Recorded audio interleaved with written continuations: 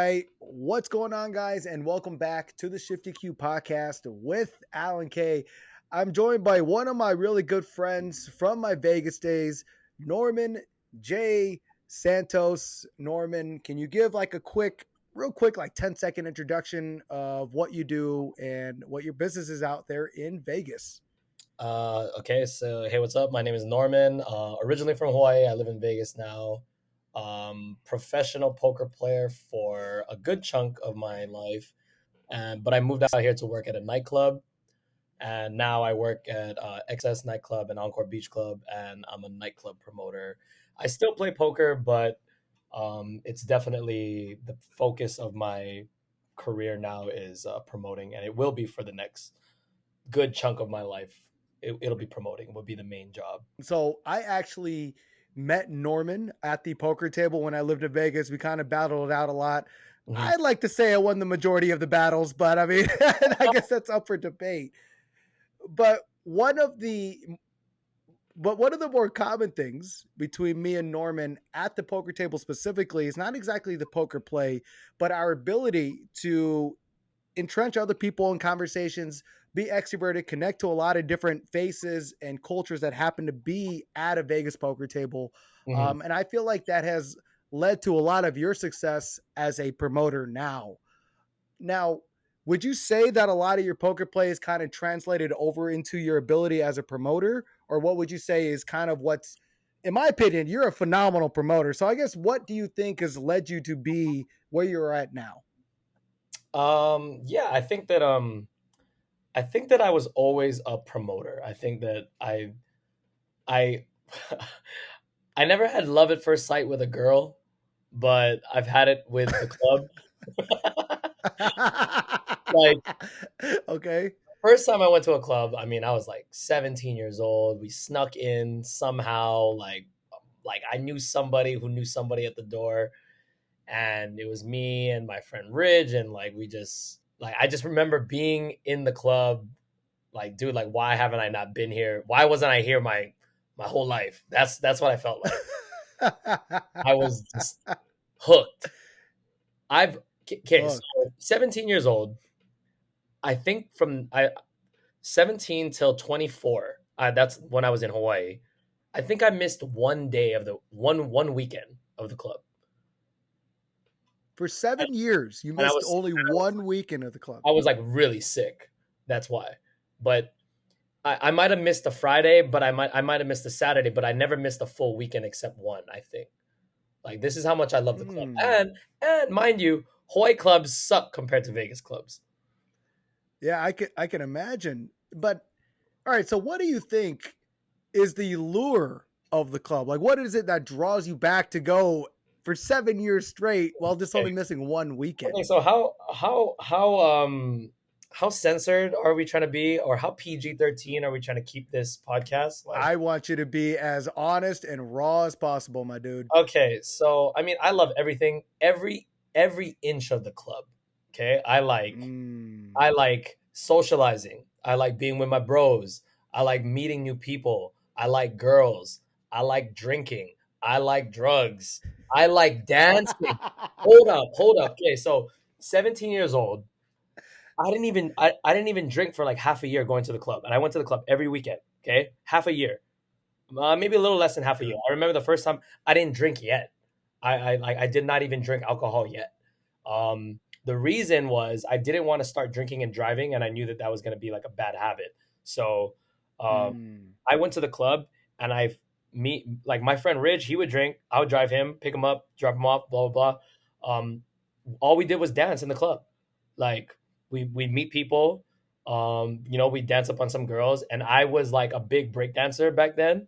And I was fucked up. I was looking for trouble. Like, I was basically like the equivalent of a kid who could fight a little bit and who was just looking for people that he can beat up on.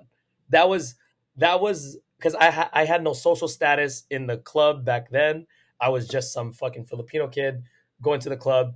So I would dance at the club, and I would wait for, like all the Samoan guys or the Hawaiian guys that they only knew how to do like the music video dances, like the walking outs and the, like and the lean with it, rock with it, and the lame sea walks. So basically, I would do all those little dances first, right?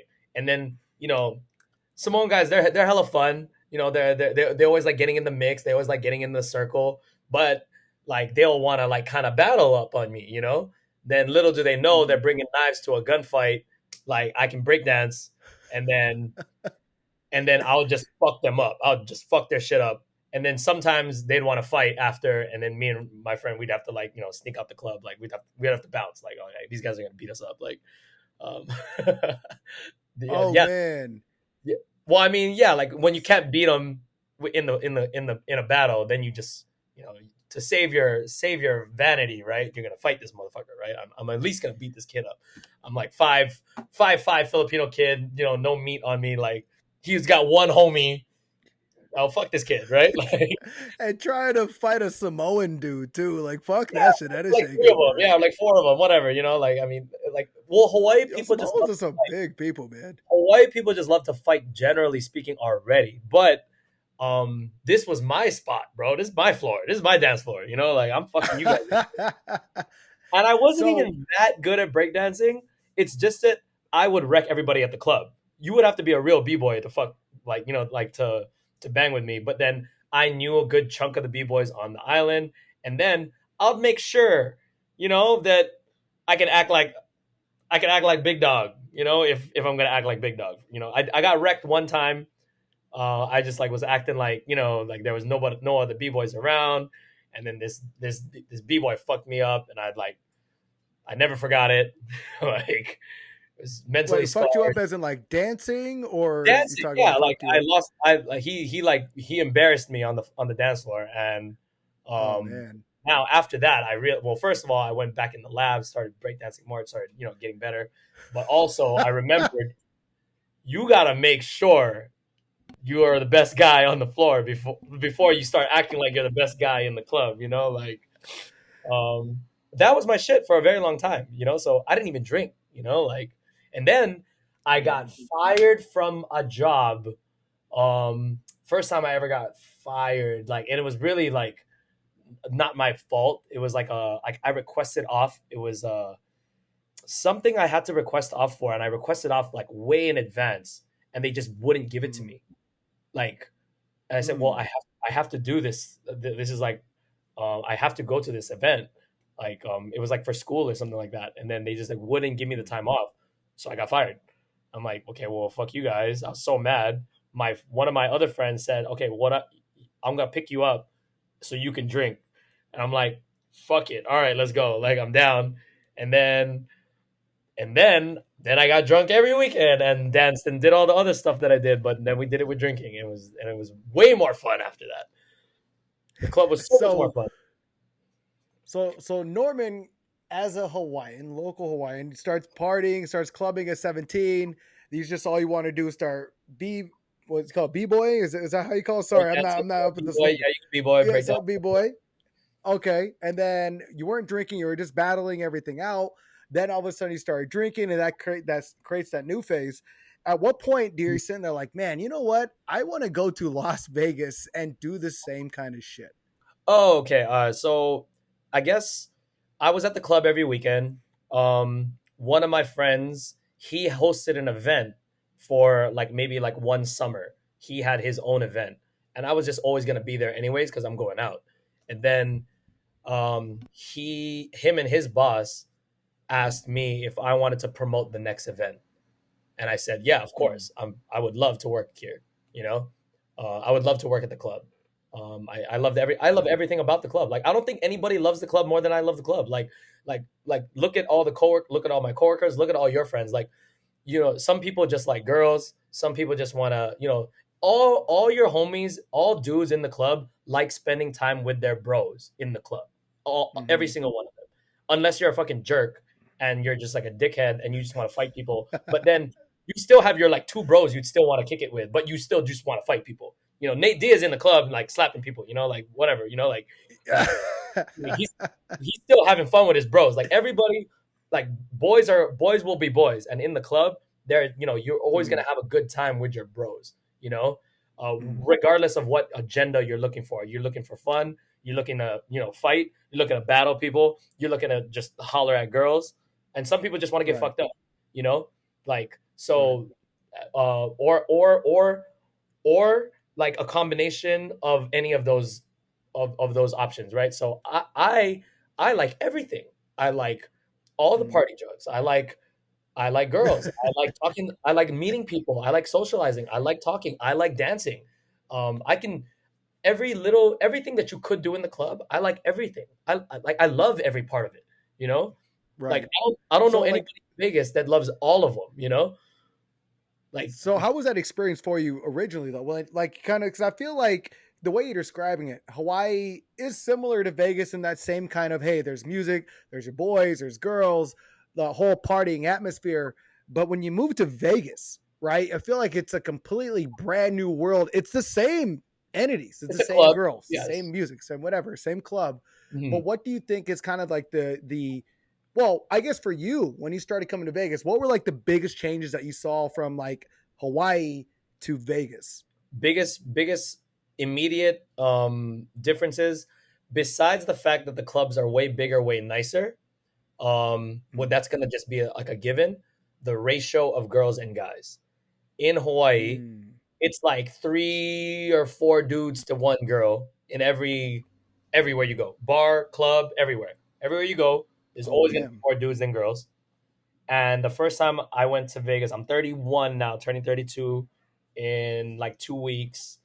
Um, when we first turned 21, it was a December trip. It was wintertime because that's when all of us were 21, right? Like that's when everybody in my grade turned 21, right? So we That waited makes until sense, right? December and we all went to Marquee.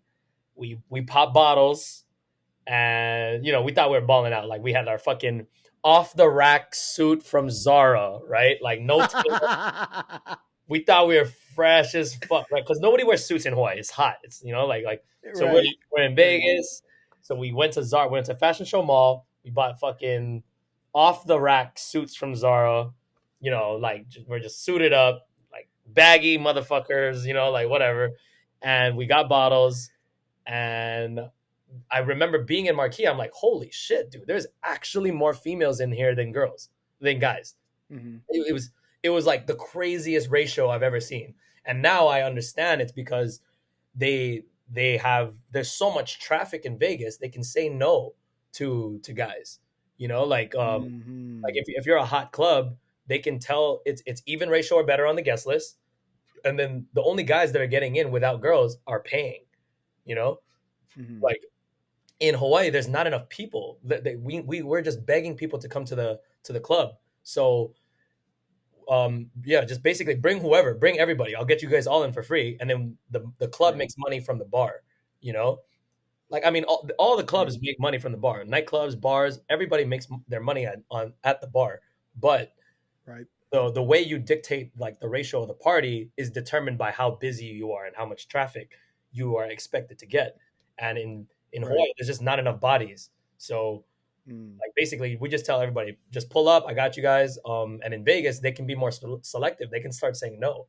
And then Ooh, it goes even one further, like places like Miami and New York, where the capacity is even smaller. Now they can start saying no to not so pretty girls, right?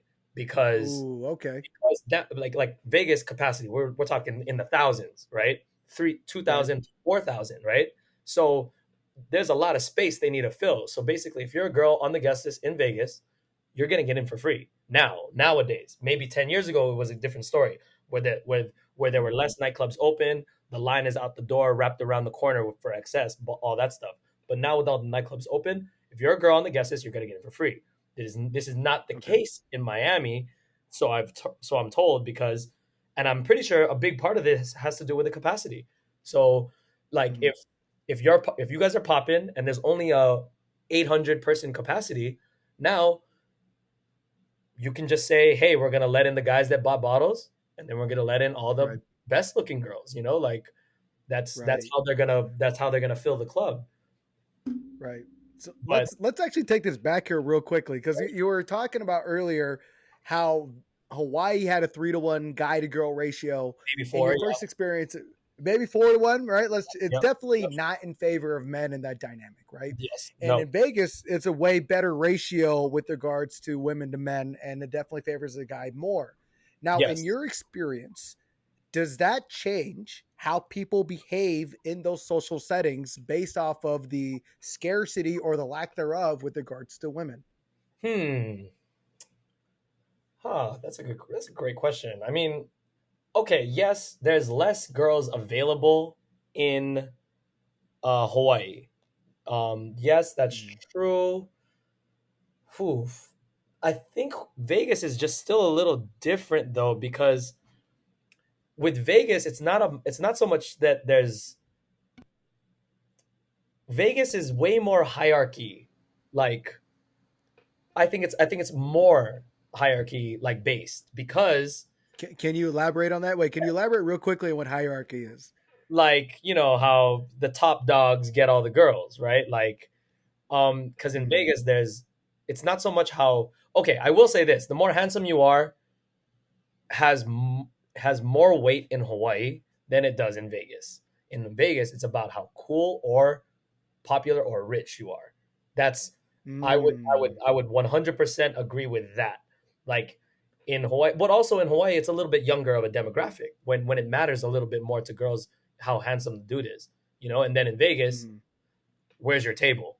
Like first, if the first question is, Mm. do you have a table? Oh, don't have a table? He's busto, you know, like. And then second, Right. where's your table? Oh, it's outside. It's in the terrace. It's not in the main room, you know, Mm. like. And then and then it's where your table is, right? And then this is like how much, basically, like how much respect you're getting from the girl in a way, like it's like in a really really shallow way. um Right.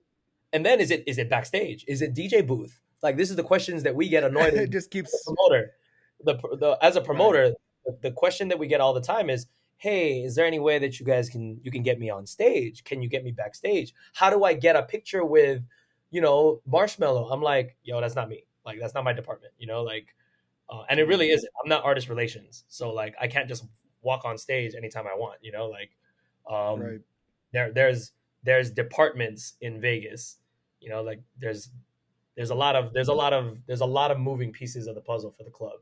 Like in Hawaii, the DJ's not the chain smokers. You know, Right. like Right. Right.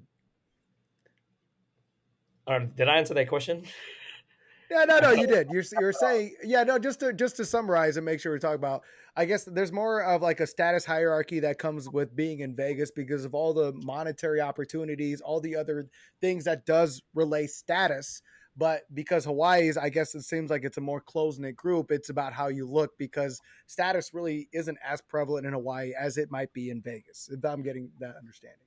Yes, I would say. Well, also, like I think generally speaking, in terms of like the dating scene, the Mm-hmm. younger the girls, the less they care about status and money.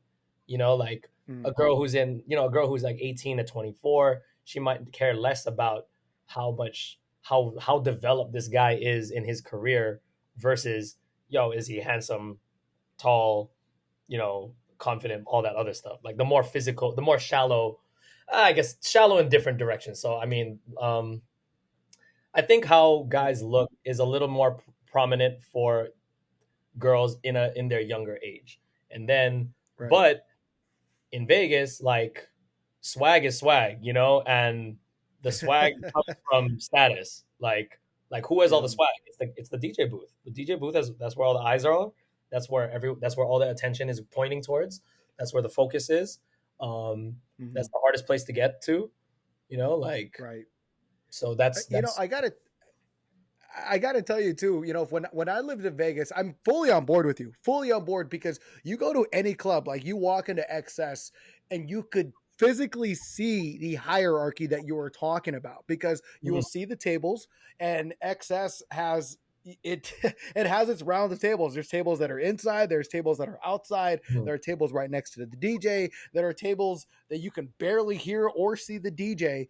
And mhm. you're exactly right. The way that people conduct themselves, the way women respond in lieu of that is all it revolved around that hierarchy.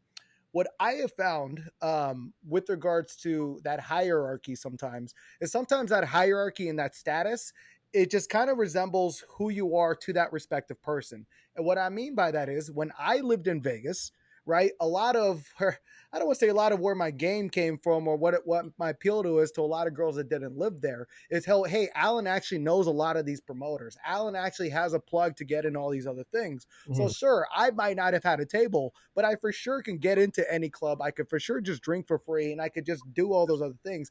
And Mhm. that in and of itself relates some kind of a status or someone Right, and right. that appeal to other women. You're So not you're not I a baseline GA, right? Like, right. And I feel especially in Vegas when you get women that go to Vegas, just want to have a good time. If you could show it and you could give them a table experience without having to put down your MasterCard, then it's almost just as prevalent and just as effective mm, as long as you could do that, right? depends, But you depends. kind of, oh, it depends. Oh, please elaborate, Okay, please. so like let's say like my good friends, right? They're asking me, "Hey, we want to go to XS. Where can we get a table? Like, should we get a table? Should we not get a table?" And so I tell them the truth. Like, okay, so it's not that you can't pick up girls without a table, and it's not that you can't like get with girls even if you have a bad table. But I will say this: the hottest girls in the club, they're not gonna stay at your table if your table is not that great. You know why? Because they know Mm. they can get closer to the DJ booth. They know they can get backstage. If they're an actual 10, well, okay. I mean, girls that are not gonna get there are still gonna try, but like, um, and there's a lot of gray area here, right? Like, and this is where it gets sensitive. Right? Like, this is where we get sensitive. This is where we start. Oh, we're gonna let's talk about it. This is Let's where we talk start about it, sounding my like dude. douchebags. But like, I mean, even the sevens are gonna try, but the girls that like know that they can get to a better table, they're going to try, and like, Mm-hmm. so I'm a girl guy at XS. So for those of you who don't know what that is, who do we want to talk about this on We're gonna talk about everything, buddy. Here we Okay, go. so Might as well keep going. there is a position in Las Vegas on your card. It would not say girl guy. You would just call them a liaison, a host liaison. And our job is there's like three of us at XS. Our job is to identify attractive women, and we put them at a holding table.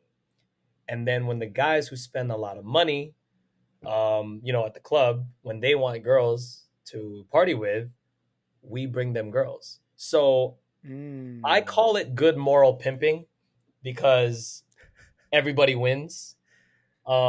Like Right. everybody actually wins. Like, so the guys get to party with the girls that are pretty. The guys get to party with the hottest girls in the club. Okay, the girls get free alcohol. They don't pay for anything. They get somewhere to sit. They have a nice view. They get closer to the DJ, and the girls drink all their alcohol, and the club makes more money because the club they have to buy more alcohol. So everybody wins, Mm. and we are like honestly a very low. Where we kind of go under the radar. Like not a lot of people know about this operation, but we actually make the club more money. Like okay, By yeah, these putting those guys. two dynamics together, Well, yes, by of course, putting a these hot guys. group of girls and a big spender Yes, guys. yes. Well, these guys they're supposed to spend 10,000 if they have a dance floor table, okay?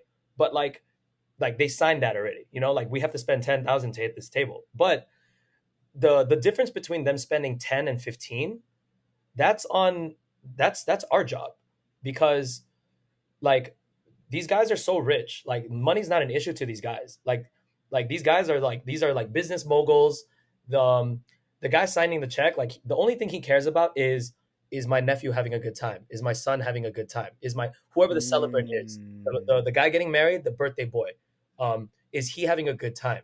And if he's having a good time, the hottest girls are at the club. They're turning up over here with your table. Everybody's vibing, and they run out of alcohol. They're gonna be like, yeah, let's get more. Okay, we're out. Get some more. Bring it out. But if they're not Right. having a good time, oh fuck, did we hit our minimum? Fuck it, let's just go to Rhinos. Fuck it, let's just go to Crazy Horse. Let's just go to Sapphire. Like let's go somewhere else. Like we'll spend our money somewhere Right. else, or let's just go gamble. Like all they care about is their celebrant having a good time. So if he's having a good time, then they're just gonna keep spending money. Like money is not an issue. So anybody who's buying dance floor tables in at XS or Omnia where the price point is so high, it's not about Right. it's not about 10.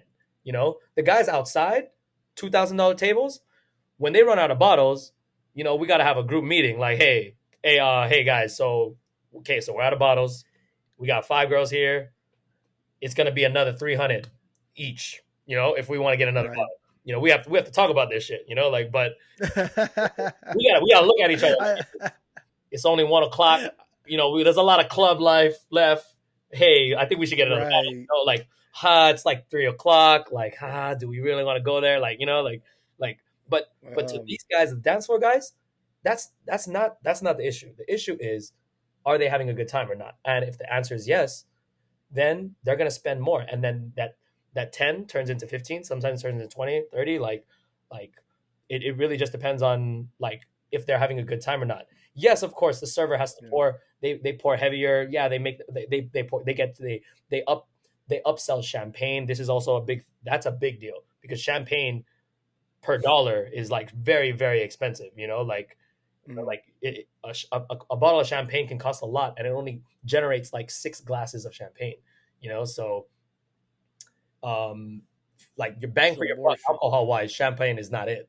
You know, so right. If I think, go ahead, keep going real quick. Yeah, like if there's a lot of pieces to the puzzle of who makes more money, or like why these guys spend so much money, but our job is to bring pretty girls to the big spenders, okay? Right. And I tell my friends, oh, go ahead. Okay. No, I just feel like that's like a microcosm of not just Vegas in its entirety, but how social dynamics work. You got a group of pretty girls, right? And you got a group of big spenders. And let's be realistic here. Their sex appeal, the women's sex appeal, is what's driving the men to spend more. Yes. And and that's what's so interesting about that. Because I've been on the other end of that. Like I remember living in San Diego, right? Where it's like, man, it's like 1:00, but we got these group of girls. They say, you know, one more bottle and they were going to probably after party and shit like that. Like, fuck it. I'm going to get laid. Let's buy another fucking bottle of this other shit. Right. And I feel like that happens just in Vegas, but that's just more of a dynamic that I wish we kind of would look at. Just, hey, that is kind of how a social hierarchy works at its pinnacle. You have men of power, men of status. Then you have women that have all these sex appeal. And that is what we're driving to in today's society. That's what's selling. That's what's getting together. That is where value is being had. And it's interesting that Vegas already sees this well before we've got into these kind of conversations, and you've monetized it down to a science that you're breaking it down into. And so I wish kind of, at least for my listeners, and at least for anybody that does listen to this, understand how powerful that is, whether you're a woman, whether you're a man. If you really want to get to a pinnacle of social hierarchy, understand what Norman is talking about right now, because it is broken down to a science and you can monetize it. But that is how much of a science it is that you can monetize it. So yeah, kind of just everybody knows sex sells, right? Everybody knows sex sells. It does. And it does. Yeah, Vegas is just they do it. They do things to make more money, you know, like every move, every rule that's put in place, it's to generate the most amount of money. Right. Like it's so out of curiosity. Oh yeah. So out of curiosity here with generating more money and things like that. So now we talked about quite possibly the best case scenario, right? You have your dance floor table men that will just spend anything. They don't care as long as their nephew or their son has having a great time. You have the group of the dimes that are just like, hey, on a table. Have you ever experienced a group of girls that thought they were dimes, right? Tried to get a table, and you kind of get there like, you guys really aren't dimes or per se. Like, I guess have you ever handled a situation like that? And B, if you haven't, how would that kind of go with your line of work? This happens every day, multiple times a day. Like this happens all the time. Like, and there's levels to it. There's tiers. Like, you want to talk about like comp tables in Vegas. So if you're a group of all girls, they can qualify for a comp. They could qualify for a comp if they're hot enough, for lack of a better way of breaking it down. And when Right. I don't advertise on my TikTok or social media about girl comps because most of my groups will not qualify for it.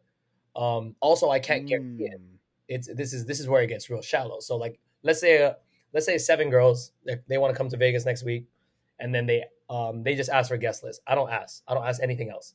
Here I put you on the list. You guys are getting for free. Just show up before this time. You'll be free. Okay.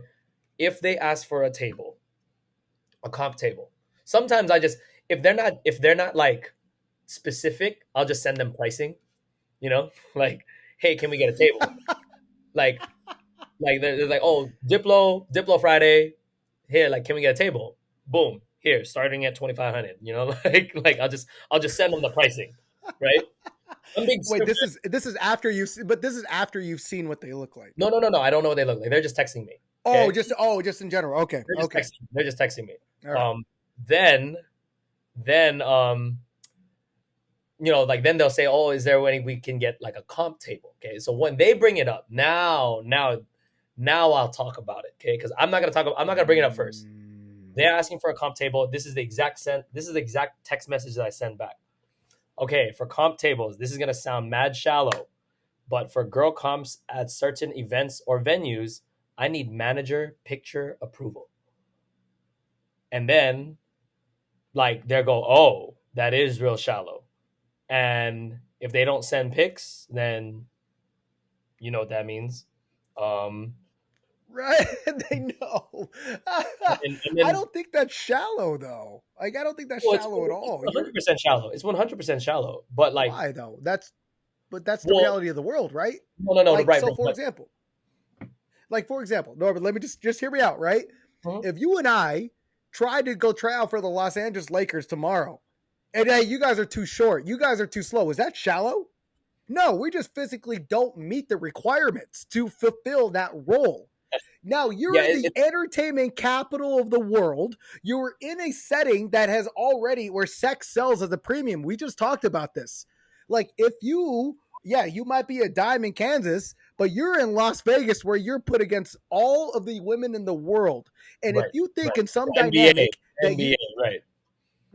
you are in the league, right? Yeah, And now all of a sudden you think you should be getting free throws and free layups and get the LeBron treatment when you haven't done right, anything.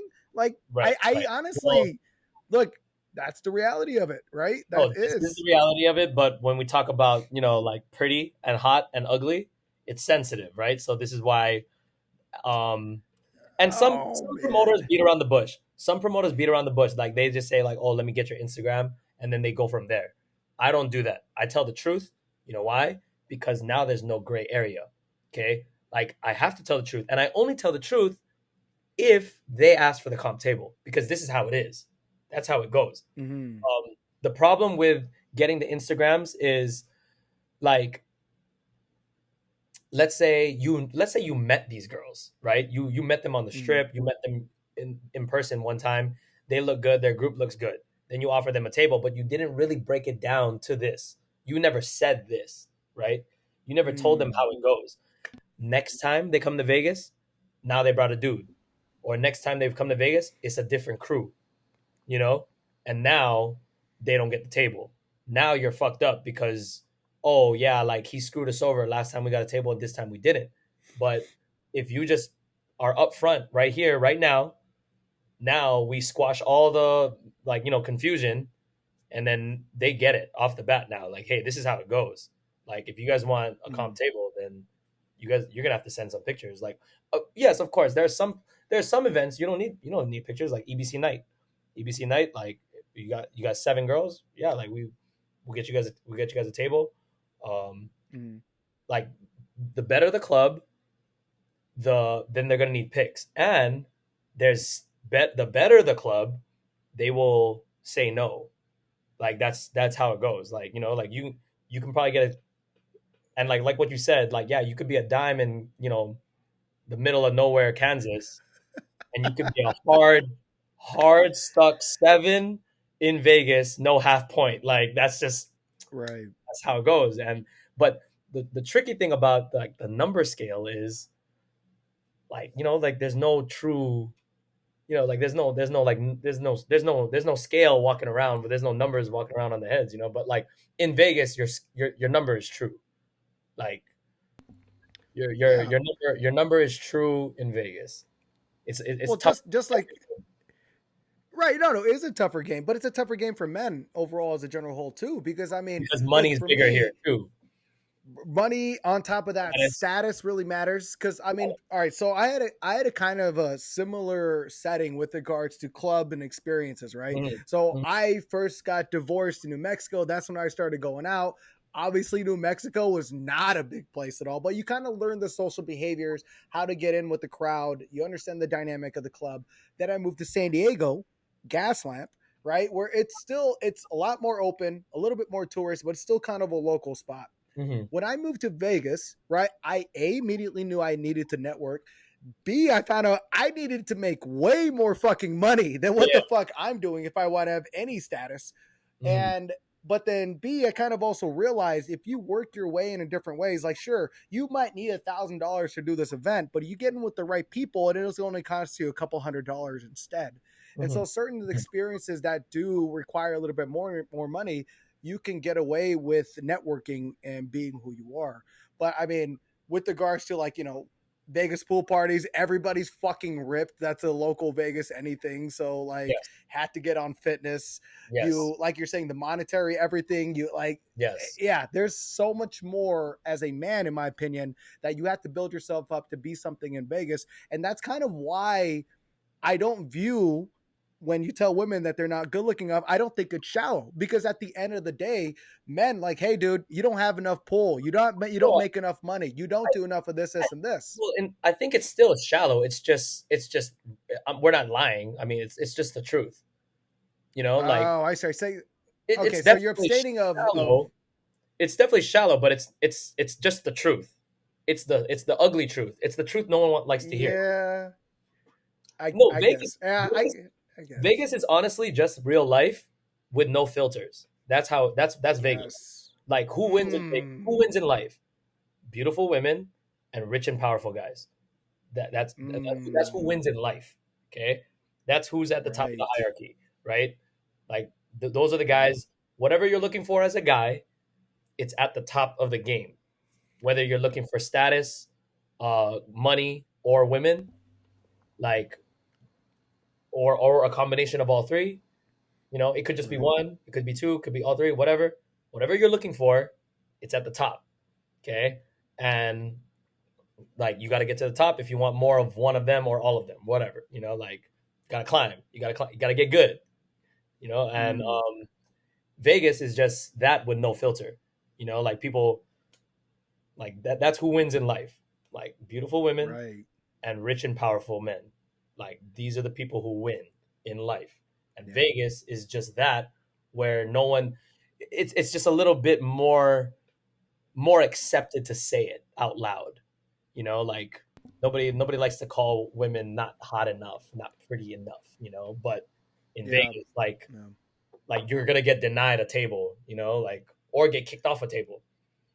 Right. And I I mean, wonder if it hurt even more in Miami. You don't even get in. Like damn, like yeah, I see. I don't know anything about Miami, New York, but I mean, my experience of learning exactly what you're talking about, that hierarchy, men that are filthy rich of status, women that are beautiful, kind of have their way in anything, is more prevalent in Vegas. And I think it's way more honest and truth because what those exact dynamics that you're talking about translate directly into money.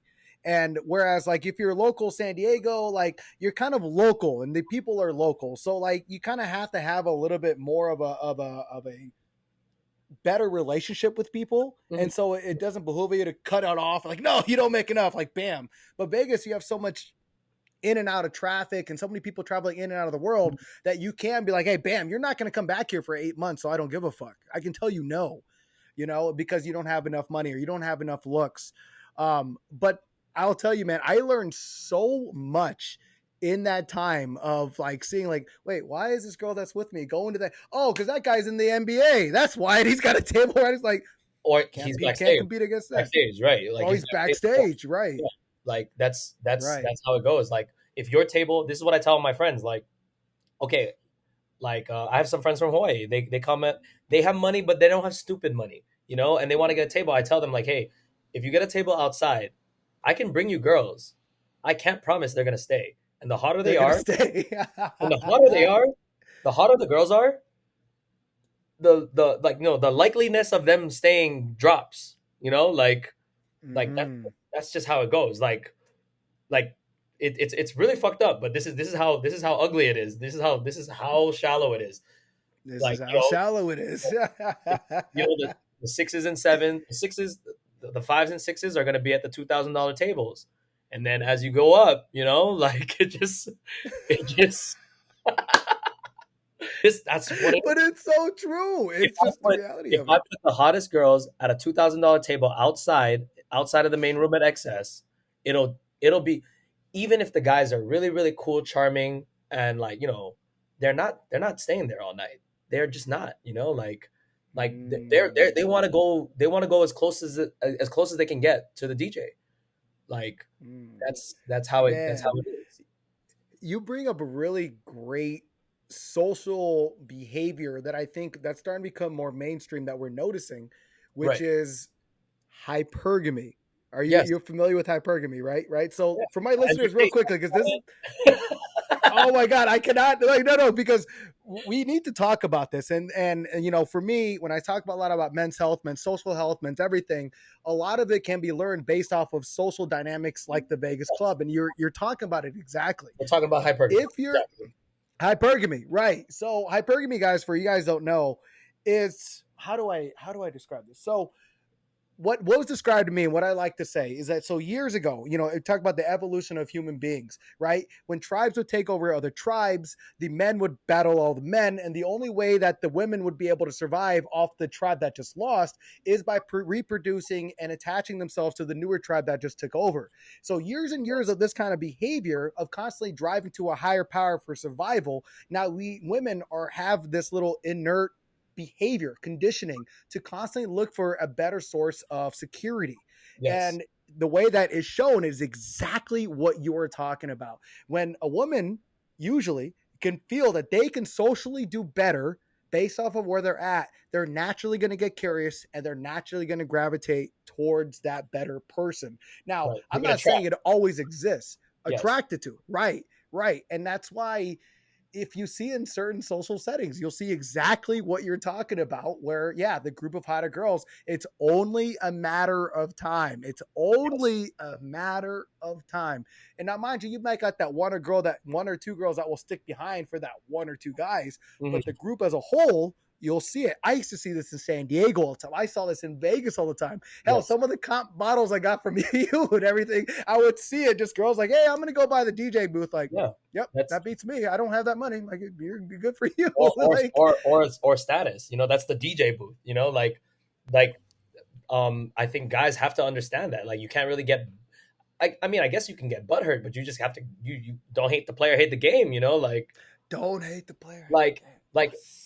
Yes. That's the Chainsmokers, bro. Like, you think they came here to party with you? They came here to party with the Chainsmokers. If they had the opportunity to, right, like, they're gonna go to the after party, like, right, yeah, that's what it is, like, maybe they'll see you tomorrow, like, right. I remember, dude. I remember, speaking of which, I remember being in XS and I went to one of Diplo's after parties. And so I guess I was at the Win, and it was fucking hilarious because there is like probably 20 girls that are all brought back here, right? Every single one of them were told you're gonna meet Diplo and you might have a chance to hook up with them. None of them saw him, but it's funny how all of them left everything that they were at for the potential to even just hang out with Diplo. Yes. And it's exactly what you're saying. Like, if you're a regular ass dude, and sure, you might even have that $10,000 dance floor table. But if this girl has an opportunity to be with someone that's at a higher status in that social setting, it's not the highest of the club. Right, they are gonna take it. They're gonna run with it. The highest swag in the club is the DJ. So, like, right, and it's just the same thing for us as men. Let's say we are the top tier status in the club. We're not going to settle on sixes and sevens. We're going to go for the top notch that's in the club. So at some point or another, like you were saying, do not hate the player, hate the game, but use that to your advantage in understanding how you need to level up as a man, in my honest Exactly. opinion. That's red pill. That's red pill thinking, you know. Oh God, let's not get into the red pill, blue I mean, pill kind of shit. But yes, it means get good. It means get good, right? Like we it can is. It we can does. we can acknowledge it. We can not acknowledge it and just just play how you want to play, or we can realize the truths and we can play accordingly. Like and do better for yourself. Like Right. don't hate the play, hate the game, man. Like get good, get good Yeah. at your game. Climb your game, whatever game that is. Like look Right. at all the DJs that we don't know about. Like there's a lot of DJs we don't know about. We only know about the top Right. 100. And in Vegas is like a circulation of like top 30, right? Like, and all the money is at the top. Like everything is at the top. Like Right. that's hierarchy. Right. So let's get out of the social thing. Let's at least talk about, at least for the people that aren't dimes, the people that aren't getting $10,000 dance floors. So let's say, Norman, I'm hitting you up. I am going to Vegas for the first time. I'm just a regular 7 or a regular 6. What are some events that you highly recommend that you would say get prepared for? Where would you recommend staying? Kind of like a synopsis, like real quick. What would you recommend for Vegas events when you show up to Vegas? Okay, so I always recommend Excess and Omnia for nightclubs, and I don't work at Omnia, so this is like true recommendation. And I always tell people this as well. Like, I don't work there because I'm not saying they're the best because I work there. I actually work there because they're the best. Like Excess Encore Beach Club is the best pool party in Las Vegas. That one's non-debatable. Okay, like right. Day clubs, it's Encore Beach Club and then Tao Beach. And if you want hip hop, it's Dre's day and night. Dre's is the best hip hop club, straight up. So that's actually all you really need to know. Yes, of course, if you're like a big Dom Dalla fan, if you're a big like Pauly D fan, then like it really doesn't matter where they're playing. You're gonna go see them. If you want to see Zed, you want to see Tiesto, great, awesome DJs. You're gonna go see them. G-Eazy, Jack Harlow, like they play at Zouk. Like if you want to see that artist, there's no stopping.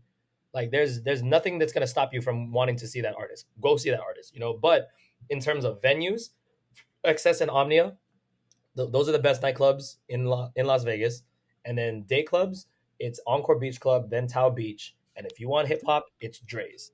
These are just like the strongest recommendations for venues. Where to stay? I think Cosmo is a very, very good hotel. Very central, really good restaurants. Not the greatest nightclub or day club anymore. Maybe not even close. Like I wouldn't actually don't even recommend Marquee Day or Night now, unless you want to see specifically DJ Mustard, Pauly D, and I guess like if you're like a Dom Dalla fan, like or Dioro, they play there sometimes. But also probably the nicest hotel city view is from the Cosmo overlooking the Bellagio fountains, that angle. That is a fact. Probably the greatest city view from the hotel like window, and really good location. You could walk, you could check out the Bellagio Gardens, Planet Hollywood, Miracle Mile. Like you're very central on the strip. Great restaurants, great atmosphere. Cosmo, great energy. Like when you look at a Las Vegas commercial on TV, you think of like someone. You might think of Alan in one of his colorful outfit suits combos, like not the suit, like mix and match. The mix and match, maybe with a t-shirt on the bottom, a jacket with different colored pants, drinking a fancy cocktail in one hand, maybe with the loafers, maybe with sneakers. Like you think of this is the energy you think of Las Vegas. Somebody middle-aged with a little bit of money, like and they just look better, like they dress better, like that's the how Vegas, the commercials, like the Vegas brand commercial like depicts. That's Cosmo, right. like I really think no one lands it better than Cosmo. I mean, you could try to say the Win, but the Win is actually just a little bit higher tiered for, like it's not a true representation of Vegas. Like this is like it's a little bougier. Like it's very expensive. So it is very expensive, and it's a little very bit expensive. further down the strip as well. North, So yes, it's but not as central. but that could change as that side of the strip is gonna be more developed. Like now with Resorts World open, That's true. and then like Fountain Blue. So let's just say next year Fountain Blue opens, they're gonna put like 11 there or whatever, the Miami club. So now you're gonna have I didn't know that. three big clubs on the north side of the strip. So now the central you might have two centrals now. Like you might have central, and then you might just have like like there might be a lot of action on that side of the strip, and it might balance out. Right. We don't know yet, but yes, like I agree, it is still on the north side of the strip. But that, yeah, that matters. The central matters, I think, in terms of walking. A little bit, right? People want to walk. People want to walk. Walking. You want to walk in the day part, like on a Friday day. You should walk around. Also, another recommendation: do not miss Saturday Day Club for anything. If you came to Vegas to party, that is your most valuable time slot of the weekend. But not even close. You have two strong nights, Friday and Saturday night, but you only have one strong day club event time slot, Saturday day. If you're real quickly, go ahead. Yeah, go ahead. Keep going, because I'm gonna add on to this real quick. You are beautiful, good looking, guys or girls, and you're just walking around on the strip on a Saturday day. You're fucking up. You have not been to Vegas yet, or you've never been to a day club yet. You don't know what you're missing. That's why. Right. And so what I really wanted to emphasize is, well, first of all, let me do two things. First off, for my listeners, Norman is a very honest promoter. He would never promote anything that he doesn't honestly believe in. So when he's talking about these recommendations, this is why Norman's one of my boys. I trust him. He's a very honest and integral person. And that's exactly why I wanted him to make a recommendation, because he is talking about things, even things that he doesn't even promote, for in the same dynamic. Raise, Omnia. Right, exactly. And now number two, what I wanted to bring about is a social hierarchy again, especially when it comes to the day club, because in the day club, what I love about it is a hierarchy presents itself differently. The hierarchy isn't about tables so much. It's not about so much of your social status. What I have seen, especially with Encore Beach Club, and I've experienced this, Norman, you knew me when I was fat and you knew me when I've competed. I've seen it where now when you're ripped at the day club, when you're that guy with that dude with that look, that is your hierarchy, and that is where you supersede the normal crowd. And I experienced it firsthand because I've been in day clubs when I was a local and I wasn't ripped, and I went to it when I was ripped after I got done competing. The energy is different. It is night and day, bro. It is night and day. No. The hierarchy is still a thing. Because the DJ is still the DJ. So, but your attention is your attention is going to be, basically in a very open setting like Encore Beach Club. There are certain venues where it doesn't really it doesn't really favor the GA crowd. Like I would say like Tao Beach. I would say like Wet Republic. But like at Encore Beach Club, I use fine. Like you could walk around, you could roam around, but Encore Beach Club's so open. Like you can kind of just be in the middle, and you can be vibing with a girl, and she doesn't really care where your table is, until you gotta wait in line for a drink. Until you gotta wait in line for a drink, or until the DJ gets on, and now they're trying to get to the DJ. They're trying to get backstage, because it don't matter how handsome the dude is, he's not gonna be more handsome or more appealing than the DJ when the DJ gets on. That's just almost never. I feel like after this podcast, we have created a promotion of middle-class dudes hooking up with 5s and 4s in Vegas. Because why would I go for the 7s if they're gonna just go for the DJ instead? Well, no, the sevens might stay, but the 9s and 10s, they're gonna go to the DJ booth. And mind you, guys like me don't help that, because sometimes we need girls for like, big spenders. Sometimes we need hot girls for like, I mean, certain DJs want like tall blondes, like tall hot blondes. Like, and if I know that this group of guys came in at their table, like it was their table, like they didn't show up with any girls. And now I see like these group of girls that are talking at their table. I know that they didn't come together, right? I'll tell them, hey, how many of you girls are there? They're gonna tell you, well, it's 5 girls. Sometimes they'll tell you 5 girls, 5 guys. I'll tell them, hey, if it's just the girls, I can bring you guys backstage. They'll be like, okay.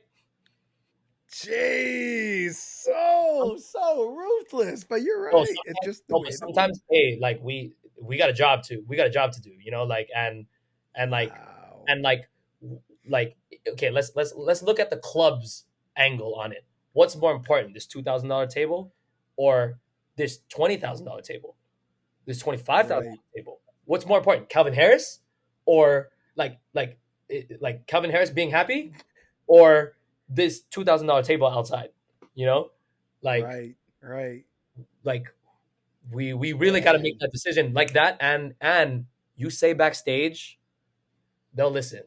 They will leave. They will leave their boyfriends.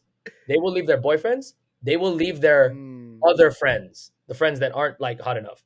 They will do this. A lot of them will. Wow.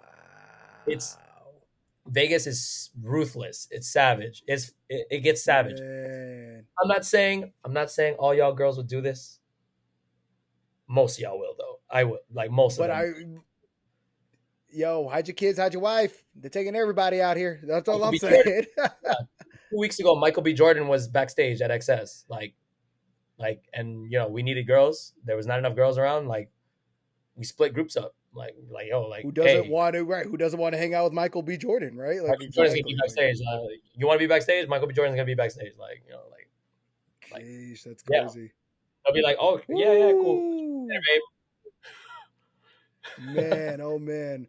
Well, guys, I hope you guys learned something from this podcast, Norman. I really appreciate you being on this thing, but we're gonna have way more conversations about this because, again, like we talked about earlier, it is a very upfront reality of the way that the world works, especially when it comes to hierarchies. And I like to think of Vegas as it's real life, just no filter.